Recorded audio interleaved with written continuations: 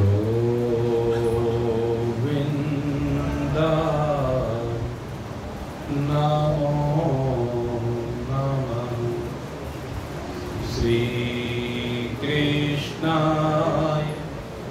नमो नमः नारायणाय नमोस्तुते।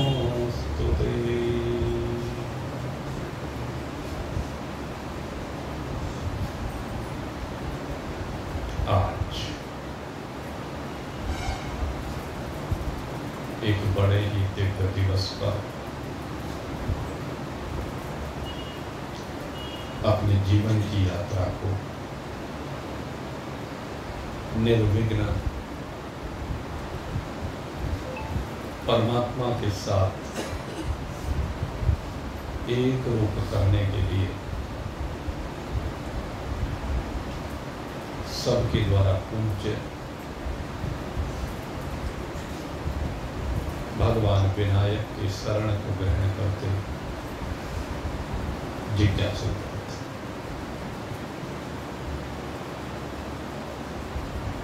आज का दिन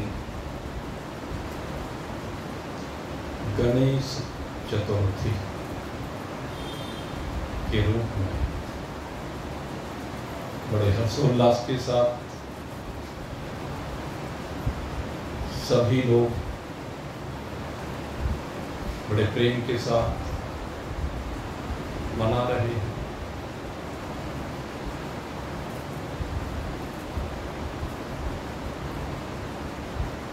और इस पर्व को मनाने के पीछे एक कामना है जीव की।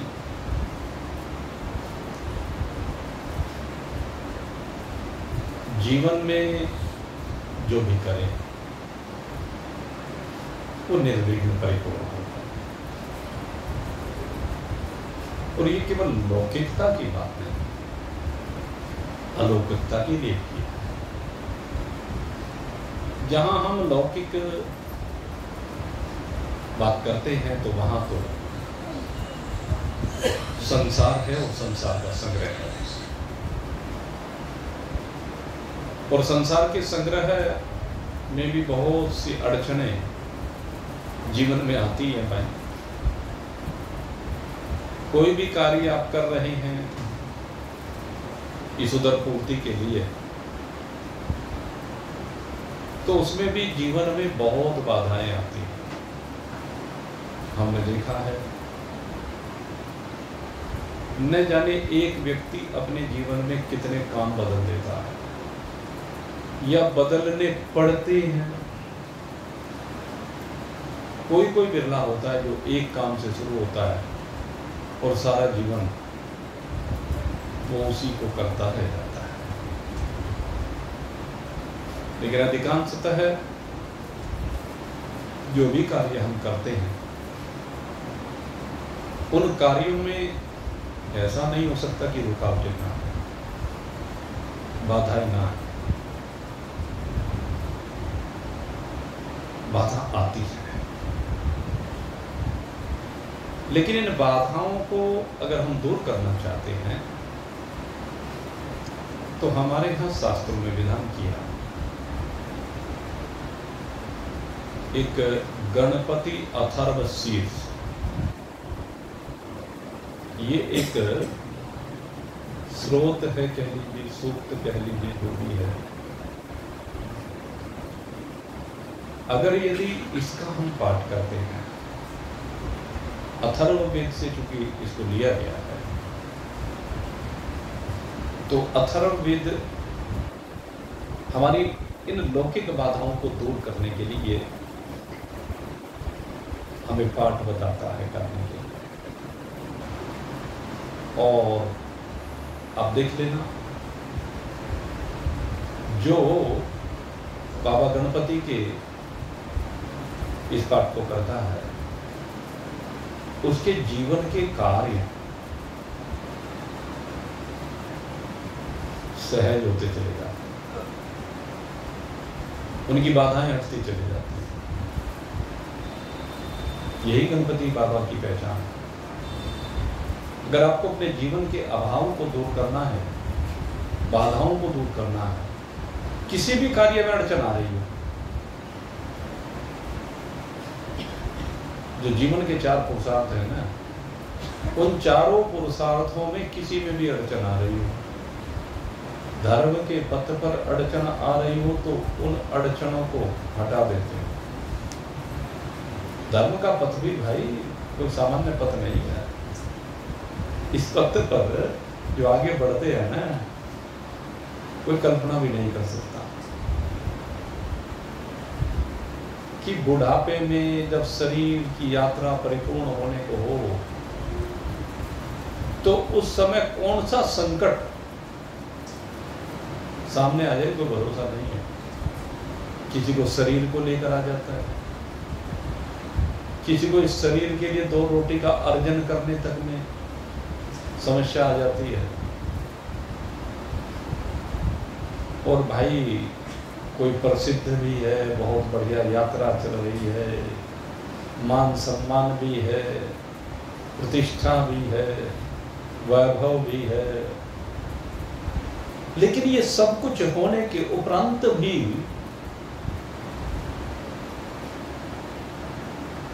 कब प्रतिष्ठा पर आंच आ जाए, कब मुंह से कोई शब्द निकले और उसे कोई दूसरी तरह से परिभाषित कर दे। क्योंकि आज का जो युग है वो मीडिया का युग है, और किसको कौन क्या ना कह दे इस बात का कोई भरोसा नहीं।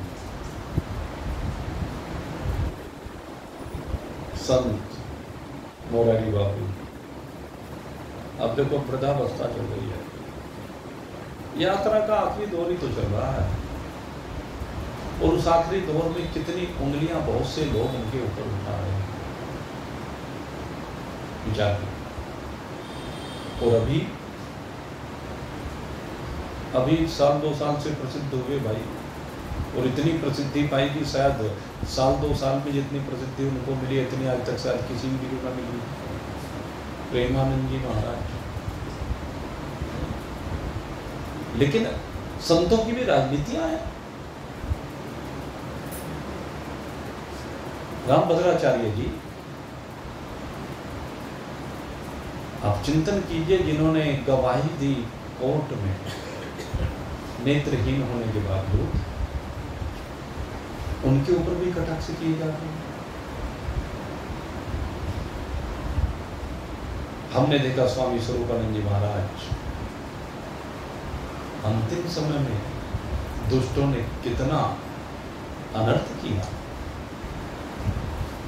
तो भाई इस जीवन की यात्रा में कोई भरोसा नहीं है, किसके साथ जीवन में किस जगह पर कब क्या घटित हो जाए।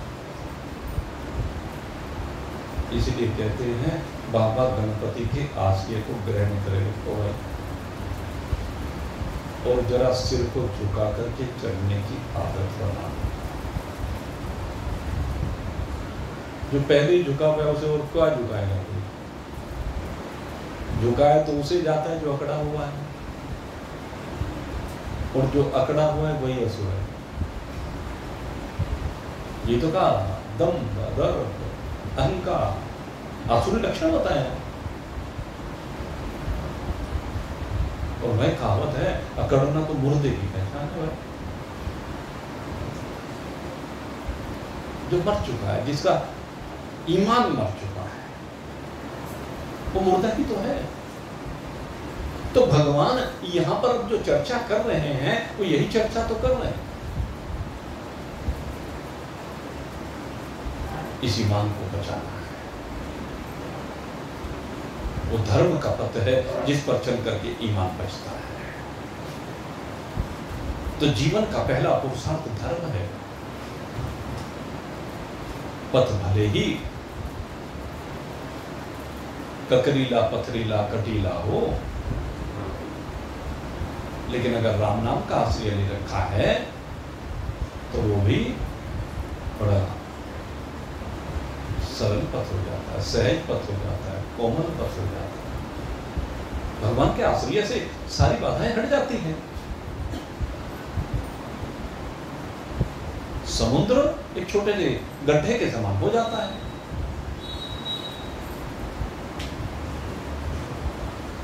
ये हमारे शास्त्र कहते हैं कि जो वैतरणी नदी है, कि लोग गाय के खुर के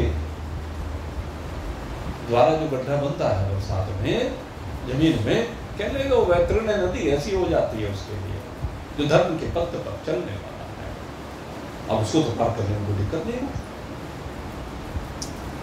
इसका धर्म के पथ पर अडिग होकर के चलते हो। धर्म क्या है? धर्म कहते जो शुभ लक्षण है, जो सदाचार है, जिससे समाज को दिशा मिलती है, जिससे बच्चों को दिशा मिलती है, जिससे अपनी संस्कृति की रक्षा होती है, वो सदाचार से संयुक्त जीवन। उसमें आहार की चर्चा भी है, उसमें विचार की चर्चा भी है, उसमें व्यवहार की चर्चा भी है। धर्म के पद पर सब चर्चाएं हैं, तो हर जगह पर पूरा होना चाहिए, पूरी मर्द वही जो हर हाल में खुश है, तभी तो खुश रह सकते हैं हाल में।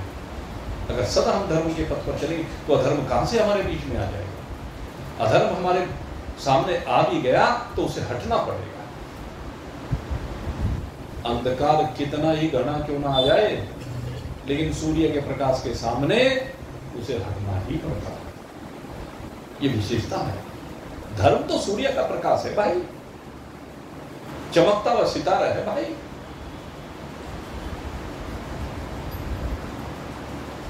अगर यदि ऐसा ना होता तो शास्त्र ऐसा न कहता, यतो धर्मस्ततो जय, कि जहां पर धर्म है वहीं पर जय है। धर्म की कभी पराजय नहीं हो सकती।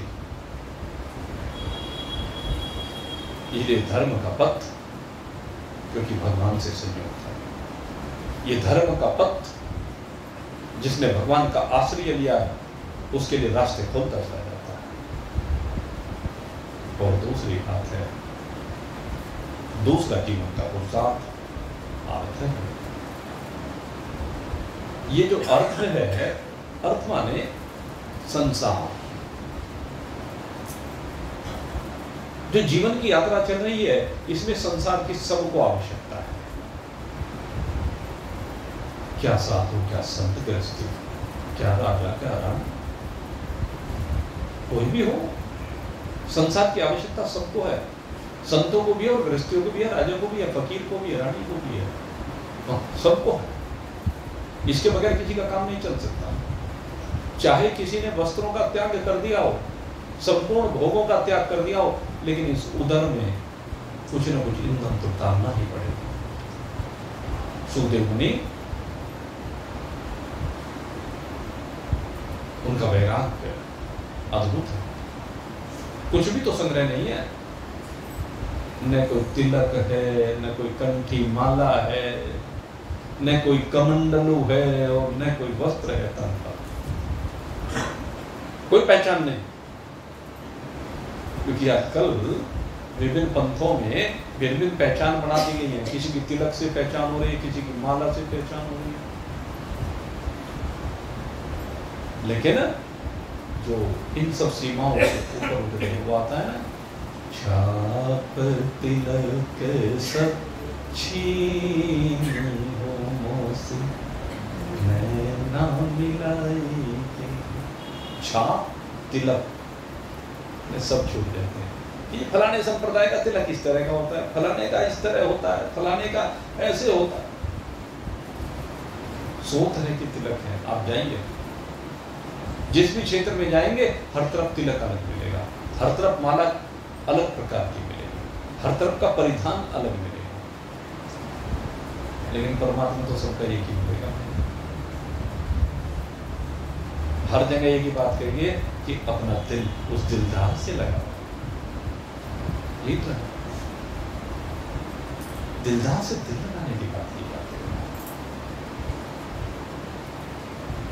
सुखदेव जी का दिल अपने दिलदार से लगा हुआ है, इसलिए संसार की कोई भी सामग्री का संग्रह नहीं है। लेकिन संसार के बिना काम उनका भी नहीं चलता। जब मुझे पूछा कहां सोओगे, कहने लगी ये धरती मेरा बिछौना है, तो है तो ना, धरती तो संसार के आकाश मेरी चादर है, तो आकाश भी तो एक वस्तु ही हुआ है। कि नदियों से जल लेता हूं तो जल चाहिए ना शरीर को, जल भी चाहिए, वायु भी चाहिए, अग्नि भी चाहिए, आकाश भी चाहिए, पृथ्वी भी चाहिए। कहने लगे पेड़ों पर बहुत फल लगे हुए हैं, धरती में बहुत कंदमूल हैं, क्या तेल से गुजारा हो जाता है? तो भाव कहने के संसार तो चाहिए सबको, क्योंकि संसार के बगैर किसी भी प्राणी का जीवन चल ही नहीं सकता। चाहे गंदी नाली का एक कीड़ा भी क्यों ना हो, उसे भी चाहिए। जिसका एक बहुत छोटा सा संसार है, कूप मंडूक वाली जैसे स्थिति कही जाती है, कुएं में पड़ा हुआ मंडक, उसका संसार एक कुआं में है, लेकिन उस कुएं में ही उसको खाने को चाहिए, पीने को चाहिए, वो वहीं पर रहता। तो संसार सबको चाहिए, और जिसकी जैसी परिस्थिति है, चाहे वो गृहस्थी हो, चाहे वो ब्रह्मचारी हो, वानप्रस्थी सन्यासी हो, सबको कुछ न कुछ अर्थ चाहिए, साधन चाहिए, संसार चाहिए। लेकिन मैं धर्म और अर्थ को दोनों को एक जगह पर मिला देता हूं कि अर्थ तो चाहिए, संसाधन तो चाहिए, लेकिन वो संसाधन धर्म पूर्वक अर्जित हो। पहला विषय ये है, धर्म पूर्वक उनका अर्जन हो। और फिर दूसरी बात, धर्म और अर्थ दोनों को मिला दीजिए तो धर्मार्थ बन जाता है। कहने लगे जो आपने अर्जन किया है उसका व्यय धर्मार्थ, ये होता है धर्मार्थ। और ये धर्मार्थ कब हो सकता है? जब हम भगवान का आश्रय लेंगे, तो वो हमारे सारे विघ्न हटा देंगे। और इसके बाद तीसरे पुरुषार्थ की बात की गई, काम। काम से तात्पर्य कामनाओं से है, इच्छाओं से है, वासनाओं से है, तृष्णा से नहीं। जो तृष्णा है ना, वो सबसे बड़ी गड़बड़ है। काम मतलब कामना, कहते कामनाएं तो सबकी संसार में रहती ही है। जब तक संसार में शरीर है, कुछ ना कुछ कामना बनी ही रहती है। जो ब्रह्मनिष्ठ महान पुरुष हैं, यद्यपि उनमें कोई कामना दिखाई नहीं देती है, लेकिन लोक कल्याणार्थ कर्म होता रहता है। लेकिन उनका कर्म कैसा होता है? कि सबके सुख के लिए होता है। काम का अर्थ वासनाएं हैं, इच्छाएं हैं। कामना भाई परिवार है तो धन की कामना तो रहेगी, मकान की कामना तो रहेगी, वस्त्र की कामना तो रहेगी, बच्चों की शिक्षा की कामना तो रहेगी ना। ये लौकिक कामनाएं जुड़ी ही रहेंगी। कहते हैं लौकिक कामनाओं की पूर्ति होती रहेगी अगर आलस्य, निद्रा और प्रमाद को त्याग करके व्यक्ति शुभ मार्ग पर चलता रहे। तो जितनी तुम्हारी कामनाएं कहिए, या इसका दूसरा रूप में कहता हूं आवश्यकताएं कहिए, केवल दृष्टिकोण बदलने की बात है। इन्हें आप कामना कहते हैं या आवश्यकता कहते हैं या दायित्व निर्वहन कहते हैं। आवश्यकता दायित्वों का निर्वाह करने के लिए है, तो उसके लिए अर्जन तो करना पड़ेगा। लेकिन जब प्रमाद, निद्रा और आलस्य का त्याग करके हम अर्जन करने के लिए शरीर को लगाते हैं, मन को लगाते हैं, तो भगवान रास्ते खोलता चला जाता है। रास्ते खुलेंगे, रास्तों की बाधाएं हटेंगी। तो एक बात तो ये हुई। और जो चौथी बात होती है वो होती है मोक्ष। और ये जो काम है और मोक्ष है, मैं इन दोनों को भी एक साथ जोड़ देता हूं। सबके अपने अपने भाव हैं। धर्म और अर्थ को एक जगह पर जोड़ करके धर्मार्थ बन जाता है। काम और मोक्ष को एक जगह पर जोड़ दीजिए, और एक जगह पर किस रूप में जोड़ दीजिए?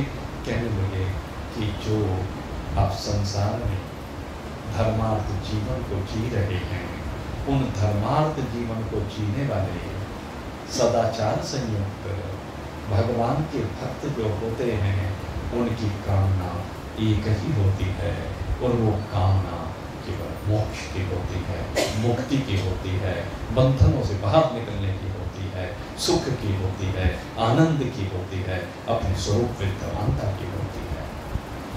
तो कामना हो तो मोक्ष की हो, संसार की कामना वो तो प्रकृति के गुणों में बरतते हुए अपने आप उनकी पूर्ति होती चली जाती है। जो मोक्षार्थी हैं, जो मोक्ष के अभिलाषी हैं, जिनकी कामना मोक्ष मात्र रह गई है, कहते उसके लिए बाबा गणपति सबसे ज्यादा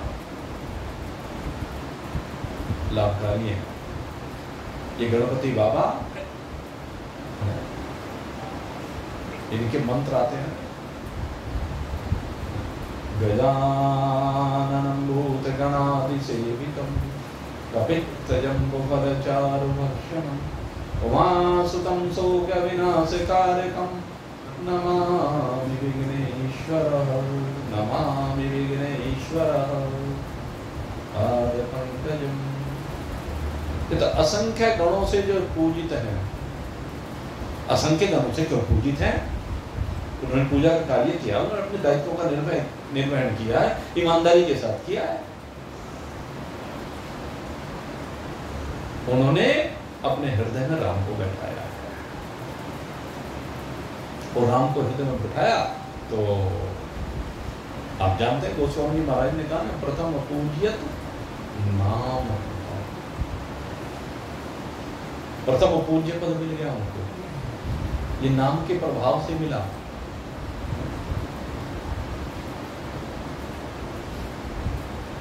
गणपति जी ने इसको अनुभव किया है। जास महिमा जानी गणराओ, प्रथम पूज्य नाम प्रभाव। और शंकर भगवान के बारे में भी यही बात कही, महामंत्र जो जपत महेश, काशी मोक्ति हित उपदेश। इस नाम की महिमा बड़ी दिव्य है भाई। राम नाम मन दीप धरो, जी हदे हरिद्वार। कहते ये राम का नाम कहले कहाँ रख लीजिए? कहले देहली दीपक की भांति रख लीजिए। ये जिह्वा क्या है? कहले उससे क्या होगा? कहले अगर यदि आपने रख लिया तो बाहर भी उजियारा है, और जो चाह बाहर भीतर उजियारा। अगर आप बाहर भी और भीतर भी, अर्थात इस संसार में भी और परमात्मा की प्राप्ति के मार्ग पर भी उजाला चाहते हो तो इस नाम को धारण कर लो, सारे संकट मिट जाएंगे, सारी बाधाएं हट जाएंगी। तो भाव कहने का है मेरे मित्रों, जो गणपति बाबा हैं, आज ये गणेश चतुर्थी उनका विशेष पर्व है भाई, और इसी दिन ये माना जाता है कि जो रूठ करके कार्तिकेय जी चले गए थे साउथ में, रूठ कर चले गए थे विवाह से नाराज होकर के। कथा आती है ना इनकी कि भाई दोनों बड़े हुए, तो बड़े होने पर कार्तिकेय जी वैसे बड़े थे, गणपति बाबा इनसे छोटे थे, लेकिन जब विवाह की बात आई तो गणेश जी कहने लगे मेरा विवाह करो पहले।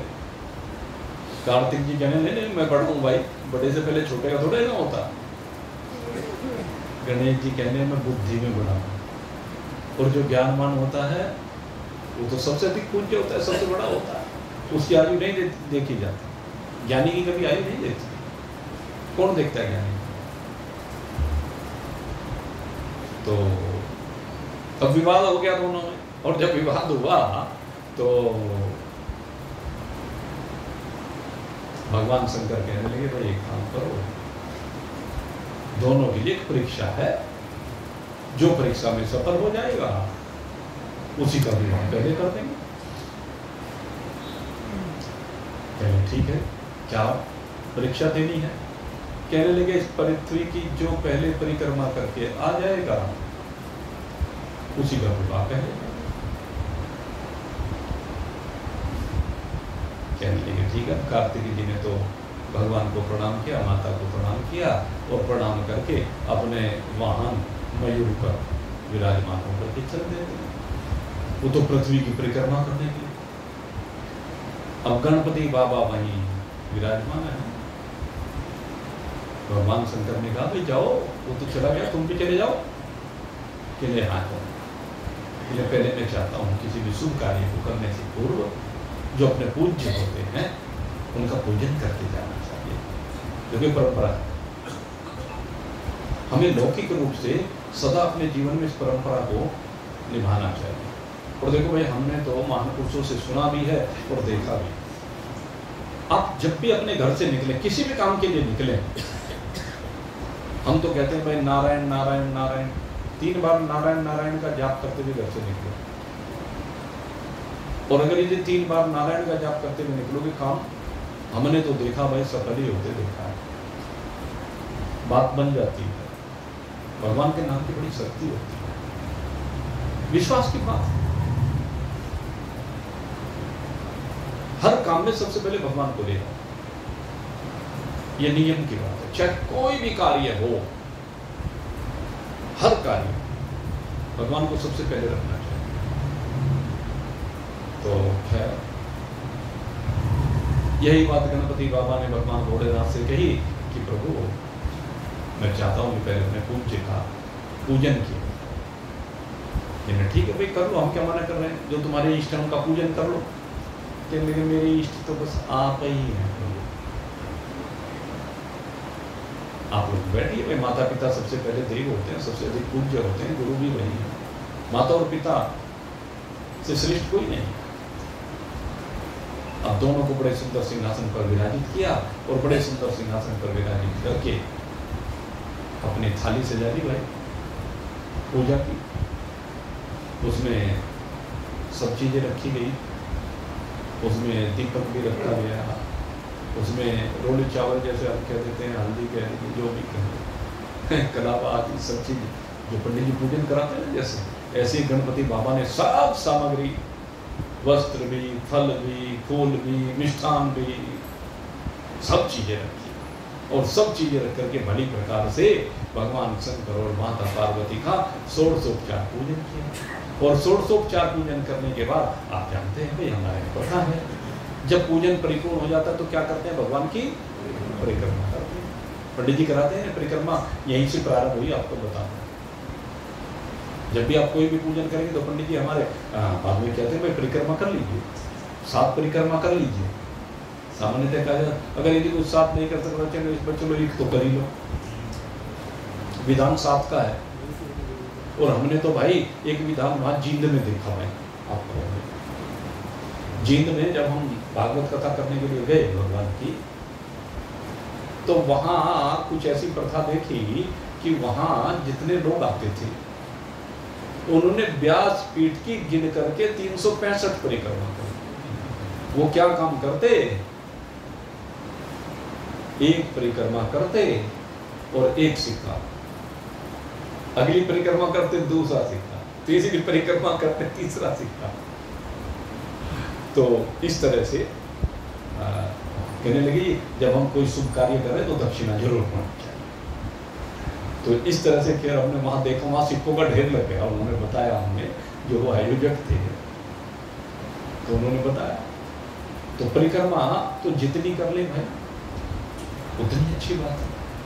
तो गणपति बाबा ने उसके बाद परिक्रमा की और एक एक करके 7 परिक्रमा कर ली। और 7 बार परिक्रमा करने के बाद चरणों में साष्टांग प्रणाम किया और प्रणाम करने के बाद हाथ जोड़ करके उनके चरणों में बैठ गए। अब भगवान भोलेनाथ फिर से कहने लगे, भाई समय क्यों गंवा रहे हो, जाओ। कार्तिक को गए को बहुत समय हो गया है, तुम अब तक क्यों नहीं जा रहे हो। प्रभु क्या बात करते हो, कहां जाऊं मैं, परिक्रमा करने के लिए, विवाह नहीं करवाना है। कहने की परिक्रमा वो तो मैंने कर ली, और आपने तो एक परिक्रमा करने को गई तो मैंने तो 7 परिक्रमा कर ली। कहने लगे 7 परिक्रमा कर ली? हाँ, कैसे कर ली? कहने लगे प्रभु आपने तो परिक्रमा पृथ्वी की करने के लिए कहा था, लेकिन मैंने तो अनंत कोटि ब्रह्मांडों की 7 बार परिक्रमा कर ली। अरे भाई ये पहली मत मुझे सीधी सीधी बात बता। सीधी सी बात ये है प्रभु आप बताइए, सारे ब्रह्मांड कहाँ निवास करते हैं? क्या आपके हृदय में सारे ब्रह्मांड नहीं है? कि है। मैंने अभी क्या किया कि हमारी परिक्रमा की। प्रभु जब मैंने आपकी परिक्रमा की, आपके हृदय में समस्त ब्रह्मांड विराजमान है, अनंत कोटि ब्रह्मांड विराजमान है, तुम क्या उनकी परिक्रमा नहीं हुई? और जैसे गणपति बाबा ने कहा, आप भगवान भोलेनाथ तो बड़े प्रसन्न हो। वाह बेटा तुमने तो बिल्कुल सही बात की, और चलो मैं तुम्हारी बात से बहुत प्रसन्न हूं और तुम्हारा विवाह पहले कराएंगे, और साथ साथ वरदान दे दिया। कहते जो इस प्रकार से जैसे तुमने मेरा पूजन किया है, इसी प्रकार से अपने माता पिता को दिव्य आसन पर विराजित करके उनका षोडशोपचार पूजन करेगा। षोडशोपचार पूजन अपने माता पिता का भली प्रकार से जो षोडशोपचार में वस्तुएं समर्पित की जाती हैं भगवान को, वे वस्तुएं अपने माता पिता को श्रद्धा के साथ समर्पित करेगा, उनको स्नान कराएगा, उनको जल पिलाएगा, उनको वस्त्र पहनाएगा, उनका श्रृंगार करेगा तिलक आदि लगा करके, उनको माल्यार्पित करेगा, उनको फल खिलाएगा, उनको मिष्ठान खिलाएगा, उनको हमारे यहाँ पान का भी पहले विधान था, और उनकी आवश्यकताओं की पूर्ति के लिए दक्षिणा के रूप में उनको धन समर्पित करेगा। कहते हैं उनको हमारी परिक्रमा करने का फल मिलेगा। जो अपने माता पिता की परिक्रमा करके पूजन करेगा उनको हमारी परिक्रमा का फल मिलेगा। आज से ये भी विधान करते हैं। तो इस प्रकार से बड़े प्रसन्न हुए भगवान और कहा कि आज मैं तुम्हें वरदान देता हूं, तुमने जो कार्य किया है आज तक ऐसा कार्य करने का भाव अन्य किसी का हमने देखा नहीं। आज तक ऐसा भक्त हमने कोई देखा नहीं है।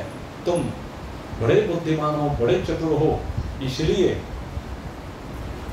हम आज तुम्हें वरदान देते हैं कि देवताओं के द्वारा जब भी कोई भी पूजा होगी सबसे पहले तुम्हारा ही पूजन किया जाएगा। तुम वास्तव में पूजनीय हो। और तभी से बाबा गणपति का प्रथम पूजन प्रारंभ हो गया। और गणपति बाबा का भगवान शंकर ने पहले विवाह कर दिया। और जब विवाह हो गया, रिद्धि और सिद्धि के साथ विवाह हुआ भाई। अब रिद्धि सिद्धि आप जानते हैं बाबा गणपति कहाँ विराजमान है? महाराष्ट्र में मंदिर है ना भगवान, वहां पर गणपति बाबा का मंदिर है। सिद्धि विनायक, सिद्धि विनायक मंदिर है। सिद्धि विनायक समस्त सिद्धियों को प्रदान करने वाले, क्योंकि सिद्धि उनके दामिनी शक्ति है, उन्हीं का मंदिर है। रिद्धि सिद्धि के साथ विवाह हुआ और शुभ लाभ जैसे पुत्र हुए। जहाँ रिद्धि और सिद्धि का वास होगा, गणपति बाबा का पूजन होगा, वहां तो शुभता बनी ही रहेगी और लाभ के अलावा हानि की तो वहां कल्पना भी नहीं की जा सकती। ऐसे भगवान सिद्धि विनायक जी। और आपको एक चीज और बताता चलूं साथ साथ, हमारे यहाँ गणपति बाबा को भगवान माना गया। हमारे यहाँ एक स्मार्त लोग होते हैं और एक वैष्णव लोग होते हैं। जो स्मार्त होते हैं वो 5 को भगवान मानते हैं। 5 को किस किस को भगवान मानते हैं? भगवान नारायण को और उनके अवतारों को भगवान माना जाता है। एक तो भगवान का रूप ये, दूसरा भगवान का रूप भगवान शंकर है और उनके अवतार है। तीसरा भगवान का रूप माँ भगवती का है और चौथे भगवान का रूप श्री गणपति बाबा का है। और पांचवा भगवान का रूप सूर्य नारायण का है। इन पांच को भगवान मानने वाले इस मार्ग कहलाते हैं। तो गणपति बाबा को भगवान माना जाता है। अब है गणपति बाबा का विवाह हो गया, कार्तिक जी लौट करके आए, और जब कार्तिक जी लौट करके आए उन्होंने देखा अरे ये तो इसका विवाह भी हो गया। उन्हें पूछा तुम पहले परिक्रमा कराए? बोले हाँ मैंने तो साथ साथ परिक्रमा कर ली, इसलिए भगवान ने मेरा विवाह कर दिया। नहीं, मेरे साथ छल हो। और वहीं पर भगवान से नाराज होकर के स्कंद जी कार्तिक जी वहां से चले गए, भगवान का त्याग करके चले जाते हैं वहां से, गुस्सा आ गया। अब गुस्से में चले गए, अब गुस्से में जाकर के साउथ में रहने लगे, और साउथ में भी स्थान बदलते हैं। इसीलिए आप देखेंगे साउथ में कार्तिक जी की बड़ी महिमा है, कार्तिक जी का बड़ा पूजन होता है। कार्तिक जी के आशीर्वाद के बगैर वहां कोई भी शुभ कार्य सफल नहीं होता है, माना जाता है। बड़े बड़े मंदिर हैं कार्तिक जी के, उनको स्कंद भी कहते हैं, और वहां की भाषा में उनको मुरुगण कहते हैं। आपको बताएं उनका जो नाम है, साउथ में आप जाएं तो मुरुगण, जब भी मुरुगण नाम सुने तो समझ लीजिए कार्तिक जी। तो अब गणपति बाबा तो भगवान शंकर के साथ रहे हैं, भगवान से नाराज होकर के वो साउथ में चले गए। अब जब साउथ में चले गए तो इधर भगवान तो अपने काम में लगे रहते हैं, लेकिन माता पार्वती बड़ी दुखी है, बहुत परेशान है। अब माता पार्वती का दुख देखा नहीं जाता, तो कहते हैं कि बाबा गणपति ने अपनी माता के दुख का हरण करने के लिए, कहते हैं मैं खोज करता हूं, और आज ही के दिन ये बाबा गणपति जाकर के कार्तिक जी से मिलते हैं। ये दोनों भाइयों का मिलन होता है, समझाते हैं उनको, बहुत नाराजगी को दूर करते हैं, दोनों में प्रेम बनता है, मधुरता बनती है। गणेश चतुर्थी का दिन, आज ही के दिन गणपति बाबा वहां पर विराजित होते हैं जाकर के। अन्य कथाएं भी हो सकती हैं, लेकिन एक कथा ये भी है। और गणेश चतुर्थी के दिन वहां पर गए, और उसके बाद कहते हैं वो कार्तिक जी के पास 10 दिनों तक वहीं पर रहे, और 10 दिनों के उपरांत कार्तिक जी को समझा बुझाकर क्रोध को शांत करके वहां से उन्होंने, कहते हैं कि फिर समुद्र स्नान किया, और समुद्र स्नान करने के बाद पुनः लौट करके वो कहाँ आए? भगवान भोलेनाथ के पास आए। और भगवान भोलेनाथ के पास आए तो ये जो समय है गणेश चतुर्थी से लेकर के और पूर्णिमा तक, ये समय, चूंकि इस समय में गणपति बाबा वहां पर रहे हैं, तो वहीं तभी से परंपरा बन गई कि इन 10-11 दिनों में वहां पर गणपति बाबा का आह्वान किया जाता है, पूजन किया जाता है। और वहाँ एक लौकिक परंपरा बन गई कि गणपति जी चूंकि 10 दिन के बाद 11 दिन के बाद वहाँ से चले गए, तो वहाँ इसीलिए वो विसर्जन करते हैं समुद्र में। और समुद्र में विसर्जन वो वास्तव में विसर्जन नहीं है, वो समुद्र स्नान कराते हैं। वो परंपराएं फिर बदली है, क्या जो भी उसमें तो भाई हम कुछ कहना नहीं चाहते, जो भी होंगी, जो हमारी बुद्धि ने विचार किया और विचार करने के बाद जो जचा सो आपके सामने रख दिया। अब सही है या गलत है ये तो राम जी जाने, लेकिन हमारा भाव बहुत अच्छा है इस विषय में, आपको सीधे बताएं, क्योंकि दो भाइयों के मिलन की बात है, घर के क्लेश को दूर करने की बात है। यही तो है, यही तो होना चाहिए। अगर एक भाई नाराज हो गया है तो दूसरे भाई को मनाने के लिए उसके पास जाना चाहिए, दोनों के बीच प्रेम बनना चाहिए। इसी से माता पिता को प्रसन्नता का अनुभव होता है, और ये होता है त्याग से, ये होता है अपने ईगो को नीचे लाने से, ये होता है अपने आप को नीचे झुकाने से। और गणपति बाबा ने उस सब कार्य किया जिससे कार्तिक जी प्रसन्न हुए, इधर माता प्रसन्न हुई, और जब माता प्रसन्न हुई तो माता फिर मिलने के लिए कार्तिक जी के पास गई। और कार्तिक जी ने जिस माता पिता से नाराज था, उन माता पिता के अपने पिता की वहां पर उपासना की, वो अपने माता जी की वहां पर उपासना की।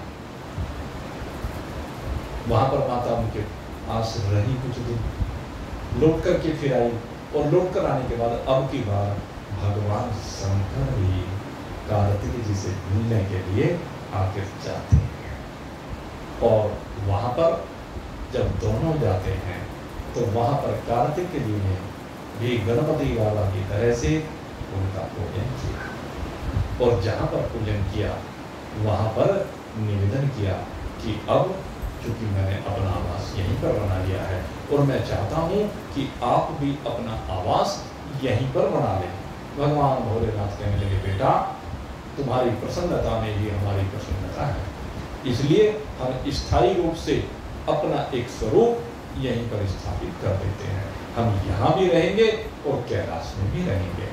और वहाँ पर भगवान प्रतिष्ठित हुए, माता पार्वती प्रतिष्ठित हुई, और वही स्थल मल्लिकार्जुन कहलाया। मल्लिका माने पार्वती जी, अर्जुन माने भगवान सदाशिव।